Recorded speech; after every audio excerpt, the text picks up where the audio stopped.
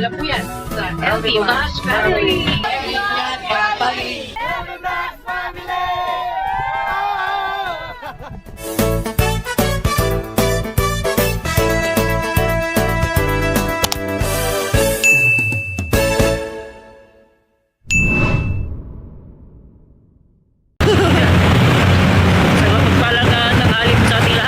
Paano ba? Rainy day. Dahil nabot kami ng ulan dito sa may ano. Nasa Luzon kami ngayon. Pure Gold Luzon. Pure Gold Luzon. Lakas po ng hangin. Gumagano, gumigiwang yung motor, no? Ayan, video niya. Dito ay nakakagin eh. Lalo yung mga krusada pati. Sabot ako. Kala ko, dinos masayad yung motor sa semento eh. Lakas ng hangin. Lalo yung bandalo yung Oo. Mas malakas ang hangin kaysa sa ulan eh.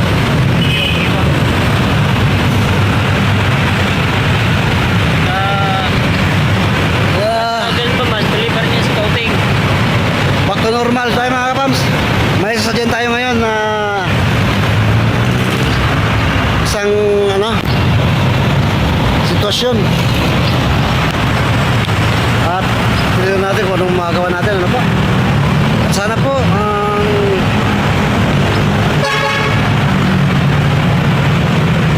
pinagpapauna ko na sana kami na po nakikiusap mga kapams. Sana matulungan po natin kung bakit po nasabi, bakit namin nasabi. Panoorin nyo po sa pupuntahan natin. Tara po. Tara po mga kalingap, mga kabams. Pasok po tayo mga kapams. Dito na may palara to, palara.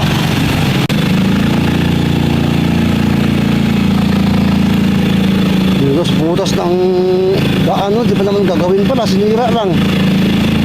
Pambihira na yun. Dapat dito hindi mo na binutas-butas. Magkakaibang ano, kontraktor kasi po yan mga kapams. Yung iba yung tagabutas, iba yung gagawa talaga mismo. Uy, kilala ko to ah.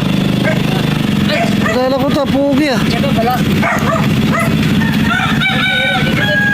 Ito yung idol ko, taga nito kayo boss.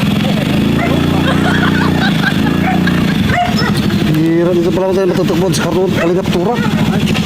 Ito po isang service road, pababa dito sa Balara, punta doon.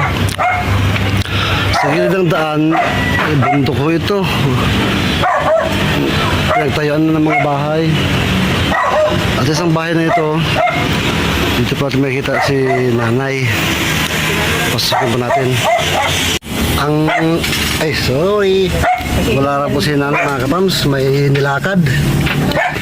Asan ba si nanay? Ah, lula niya? Kalula niya yan. Sinong lula? Ayun, doon. Lula niya yan. Siya ang pangalan. Pangalan na ako. Anong pangalan mo? Anong pangalan mo? Jason po. Jisan? Ikaw ang pangalan na apo? Ilan taong ka na? 21 po. Nag-aaral? Hindi na po. Nag-stop? Nag-trabaho? Wala po. Wala rin. Ano lang ginagawa mo? Sa bahay lang po. Tulong-tulong lang dito sa bahay. Si mama mo may pasok naman ng trabaho. May trabaho naman po. Ilan kayo magkakapatid? Alam mo po. Mas bata sa iyo yung isa na Apo. lalaki? Opo. Lula mo. Anong pangalan ng lula mo? Leticia. Leticia. Nakakausap naman siya. Opo. Pwede ko kausapin. Punta ko. Salamat.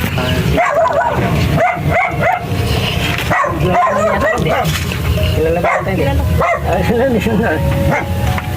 Guys? Po si Nanay Lady mga kapams. Grabe. Ayan. Parang giniginaw si nanay. Tapos di pa maano rito. Maingay ang palibot. Tsaka mainit. Kulog. Mainit. Saka wish ko nga lang sana boss magkait na yung pan na maliit. Tapos diaper.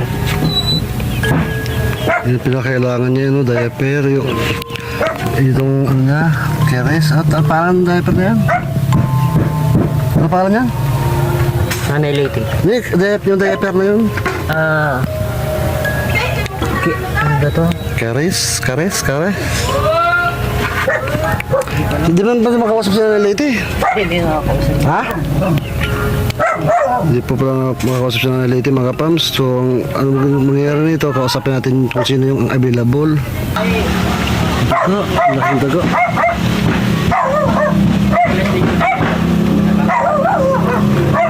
Grabe po.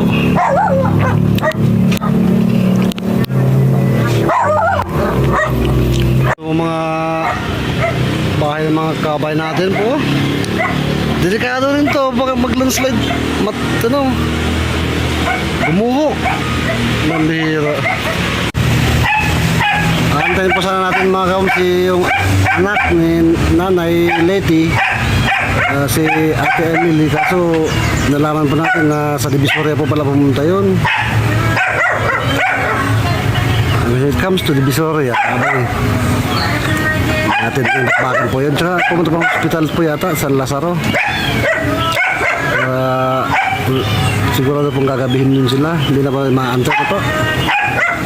Ano dito po si Jess Ann, yung apo ni Nanay Leti. Siya nag-aalaga sa matanda. Yung nakasap natin kanina. Si Jess Ann po ay mayroon na rin isang anak. Ano po? May asawa na rin. Kaya pala hindi na nag-aaral, hindi na nagtatrabaho, kasi nag-abandon ang anak. Sa kanila lang pa tayo magpaalam. Ipaabot ko natin kunti pala tayo dalang bigas sa box natin para makatulong man lang sa kanila kunti. Ano po?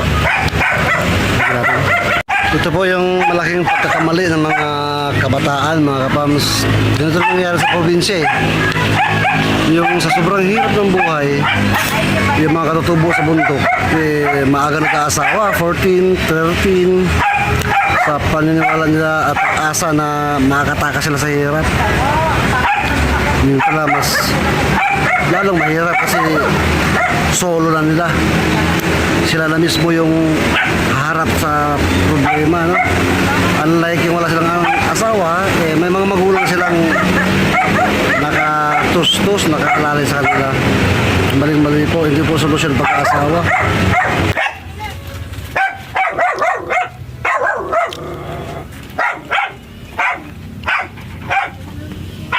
Tapo.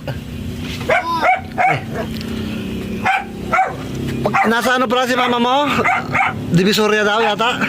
Di po, pauwi na rin daw po. Saan sila? Sinamahan kasi yung mama ng baby na Sinamahan yung mama. Nangangagat ba yan? Dako. Iwan ko na lang itong para makasakali makatulong-tulong mo ng kunti. Nasa iyo ba kasi namin? Malayo ba yan? Pinundan nila? Hindi ko po alam eh. Mga kapams, pauwi na raw si Ate Emily at nagbilin kay Jess Ann, yung anak niya na sabihin sa atin na antayin daw natin saglit. Ano pala to? Parang kakilala ni Kalingap Turak. Ano po? At ayaw ko pong masagasaan. Pero i-open ko po sa inyo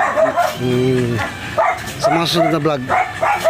I-interview po natin sa Kalingap Turak.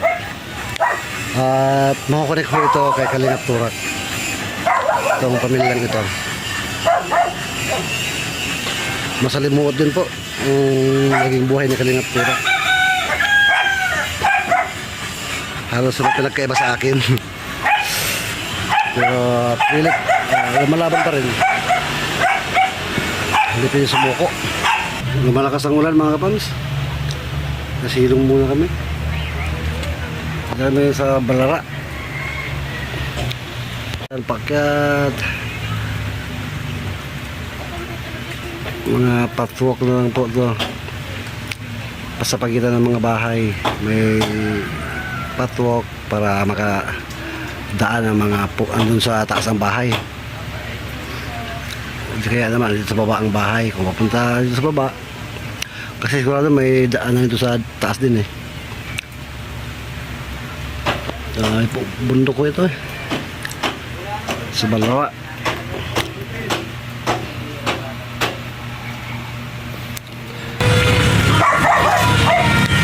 Tingnan niyo po, ha? Ha?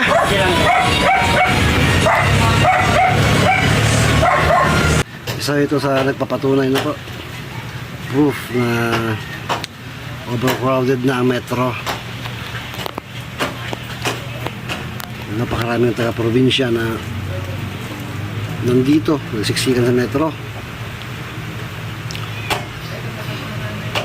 Yung iba naman gusto umuwi, hindi na makauwi. Sa hirap ng buhay. Kaya no choice kundi mag-stay, magtrabaho kung anong meron.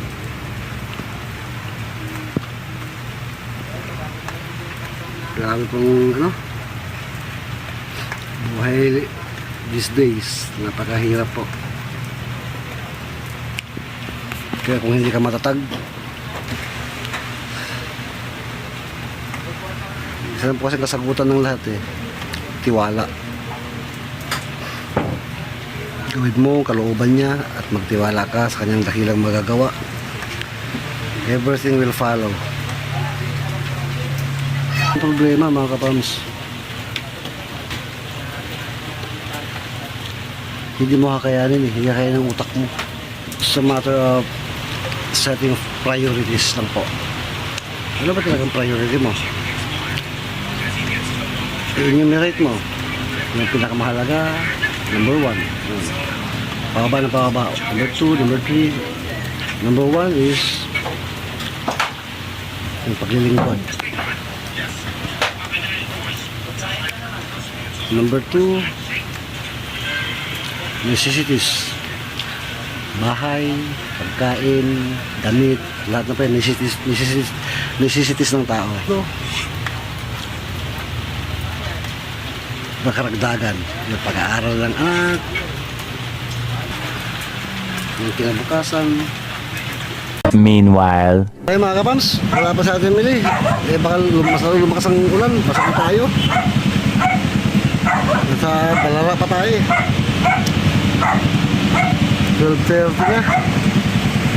May ano pa ako mamaya sa church. May pupuntahan pa kami. Na ano? Sa inaakay ko. Sa bahayan. Paalam na po si Kalingap Turak. Nasa loob na po. Paalam kay Jisan. Makawin na tayo.